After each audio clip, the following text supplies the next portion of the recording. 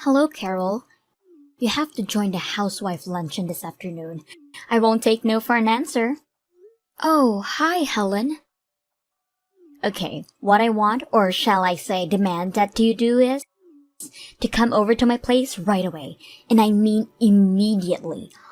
I want to demonstrate to you the difference between the wife of a regular employee and that of a chief manager. I'm sure you know where I live, right? I mean, everyone knows. It's common knowledge among us housewives. You know the place right in front of the station, right? The one with the doorman? You can't really miss it. Oh yes, and we're on top floor. Just ask the front desk guy. His name is James, nice fellow. He'll guide you right up, no problem. I'm pretty sure I explained to you the other day, but I work all day during the week, so that's impossible. I know you told me that the last time we met, but you must realize that it's unthinkable to refuse the leader of the housewives. Therefore, I demand that you come over here right away. I'm really sorry, Helen, but I'm on an urgent business trip at the moment in New York. Did you just say New York? You mean like New York City?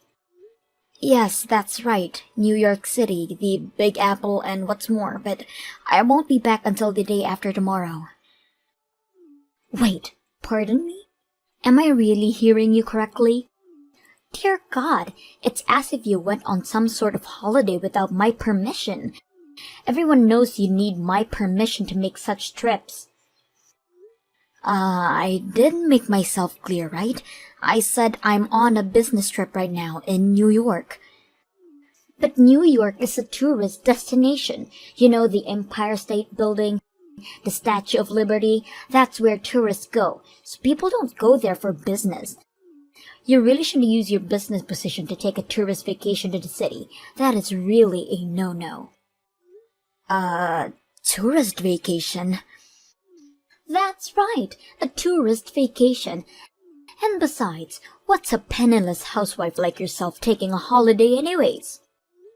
Right. Hey, Helen, can I ask you a simple question? Do you know the difference between a business trip and a holiday? If not, I would urge you to Google it. I assure you, I'm not here in New York on vacation. You can even check with my office if you'd like. I really can't believe you would disobey me. I demand that you cancel that vacation right this minute and join our housewives luncheon. I'm not fooling around here, Carol. I expect to see you here this afternoon on the dot. I'm really sorry. I have an important business meeting coming up. I really can't be bothered by all this. Pardon me? I really must be going, Helen. Goodbye. Carol, don't you dare hang up on me. We haven't concluded this conversation. I really can't believe that woman. Why does she have to be so difficult?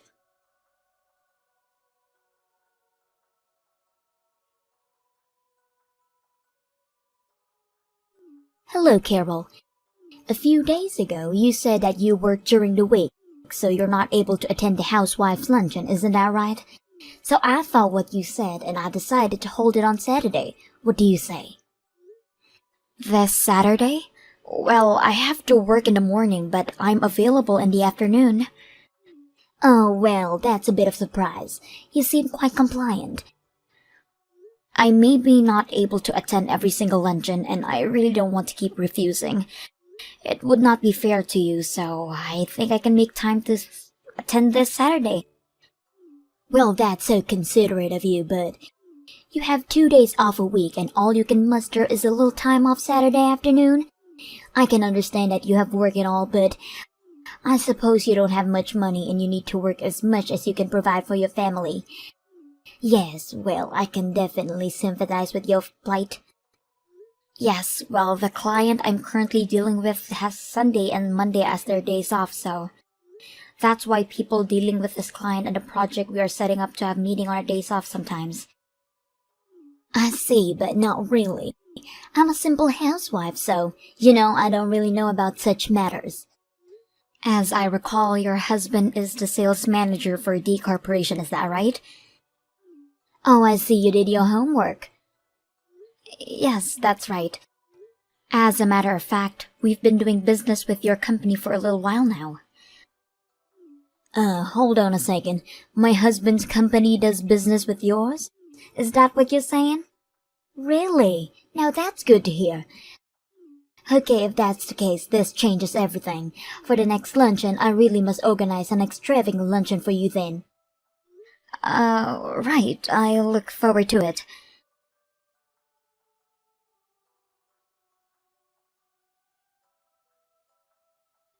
Hey, Carol, good morning. I take it you're headed over here now, am I right? Oh, hello, Helen. Yes, I just finished work, so I should be able to arrive there right about noon. Well, that's good to hear. I've prepared something special, so I hope you get here soon. This is going to be a wonderful luncheon.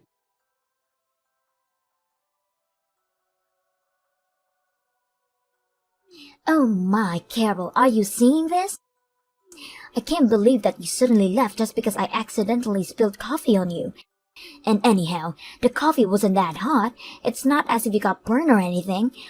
Why are you so upset over a simple mistake? You're so touchy. I don't care what the temperature of the coffee was. What I'm pissed off about is you splashed that cup of coffee right in my face. That was no accident and everyone knows it. Still, it wasn't a big deal. You're overreacting way too much. Let's take a deep breath and talk like normal folks. Why don't we? I realize that you're poor and that you have no time to think about relationship or friends, but when I started talking about how my husband is a successful businessman and that he concluded a major deal with a top corporation, that's when I looked over at you. You had this huge frown on your face. You looked furious. I realized that you're always going on off your business trips, so I figured you must be assigned to the marketing department of your company, right? I bet you were jealous that my husband was able to snag that big project, that isn't it? It's just so obvious. I know my husband is the top sales manager, but I really wish you wouldn't get so envious of my husband. It's really undignified if you ask me. Oh, I see. So to you, I looked like I was jealous of your husband's success. That's why I looked upset? You know what, Carol? You really wear your emotions on your sleeve. I could read you a mile away. Your envy lit up like a neon sign. I was so overwhelmed by that jealousy that, this may sound strange, but it scared me, and I instinctively threw my cup of coffee in your face. So it really was not my intention. It was that look on your face that did. Frankly speaking, I loathe people like you, Carol. Yeah, well, likewise. Just to reiterate one more time, you're saying that it was your husband that said the major project that our company concluded was all because of your husband's marketing and negotiation skills? Is that what you said? That's right. The project was concluded by the M Corporation, a multi-million-dollar corporation. Well, that is sort of strange if you ask me. Strange? How? What I'm saying is, I distinctively remember that the sales rep that always come to our office was much younger and was a woman. Excuse me? Your company? Are you saying? I doubt it. Are you an employee of M Corporation? Well, there are various problems that came up, so on Monday I wanted to discuss this matter with the person responsible for this project at our office. I really don't know what you're talking about. It all depends on the outcome of the discussion on Monday, but this entire business deal with your husband's company will probably be terminated. Wait, pardon me? Regarding this matter, like I said, we will discuss it with all involved and we will convey our conclusions directly to your husband's office. Carol, what is this about? I mean, terminate? What are you saying? Okay, I better go. Goodbye, Helen.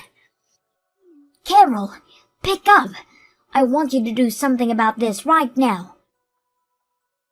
What is it? I'm in the middle of dinner. Can't this wait?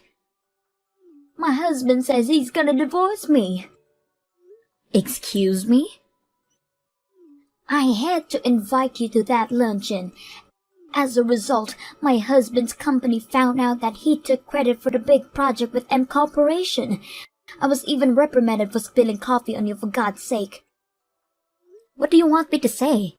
This is a problem between husband and wife. It's none of my business. Work it out between you two if that's all. It does concern you. You had to blab all about this to the company. What? Because of jealousy? This is important. I can't get divorced. No way that's happening. It's your fault. You do something about it. Helen, are you even listening? This has nothing to do with me. Talk to your husband. You guys work it out. It was everything to do with you. Are you kidding me? How was I supposed to know you were the president of M Corporation? I thought you were just a sales rep. And I had no idea that my husband took credit for the deal with your company. How was I supposed to know that? I took him at his word. He said he made a deal.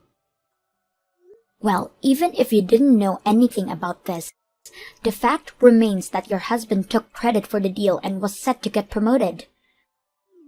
Just talk to the people involved and reinstate that deal that was in place between M and D Corporation. Simple. My husband won't get promoted, but he'll survive, and our marriage survives. So please. Oh, I forgot. The project hasn't been terminated. Wait, really? That's great. But there are conditions. Conditions? Yes, your husband took all the credit for this project, but we want all that rescinded, and all credit and promotion be given to the saleswoman who worked hard to get this project off the ground. I already put such a request at D Corporation. But that would mean my husband would be demoted. No, he would get fired for this. I can't agree to that. Please take that back. Tell them it was all a mistake. I insist my husband run the project, please. What's the difference who runs the project? It's all the same. You're not listening, Helen. I said I already sent the request to the head of the D Corporation. They are already aware of the details regarding this matter. But you can't. This is a business matter between two companies. This has nothing whatsoever to do with your personal problems. I hope you understand that, Helen. Just because I spilled coffee on you, you didn't have to go this far and ruin our marriage. Helen, you have this all wrong. I want to be perfectly clear. I didn't bring up the matter regarding whether to terminate this project just because you splashed me with coffee. That coffee incident and business matters, they are completely separate. This matter of your husband deceiving his co-workers and taking credit for the project in order to get promoted is a business matter that will be dealt with within the company. This is not a personal feud between you and me, Helen. Understand that. With regards to the unfortunate coffee incident, that's a personal matter and we'll deal with that some other time. One more time, let me reiterate. Personal matters are one thing and business another. I have no intention of mixing the two. Please don't get the two mixed up.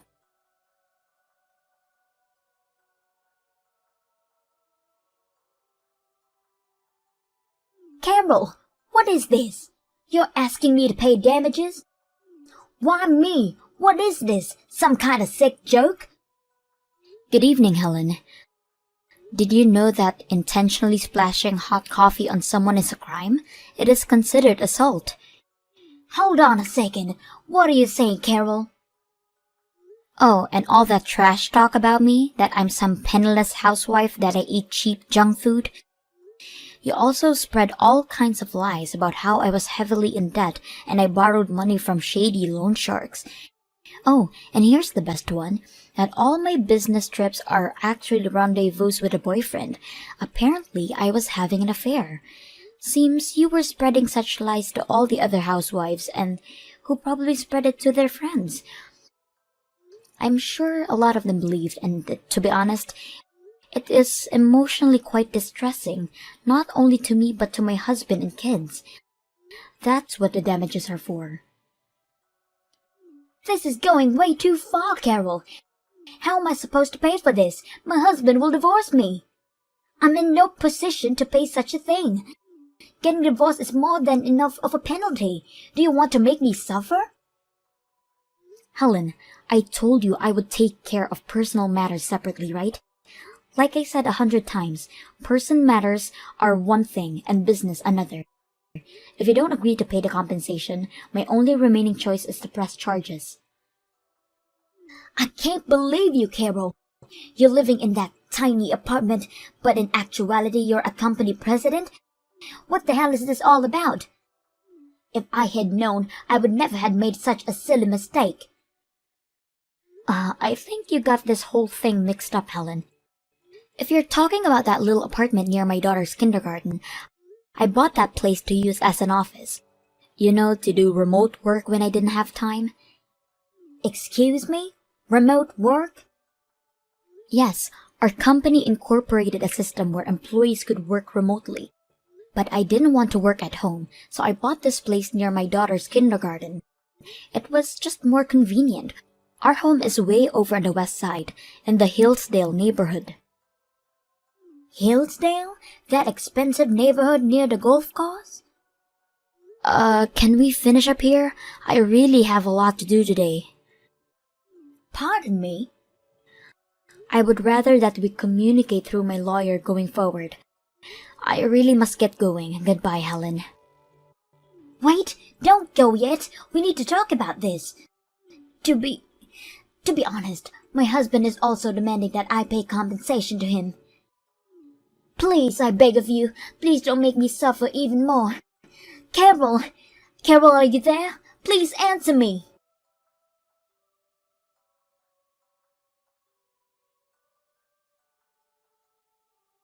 A few days later, the full amount that I demanded was deposited into my account. I guess my lawyer called her and explained the whole thing to her, so she really had no choice about her husband demanding money from her, apparently. Helen was having an affair. I heard that the guy she was seeing was the father from a kindergarten. I probably know the guy.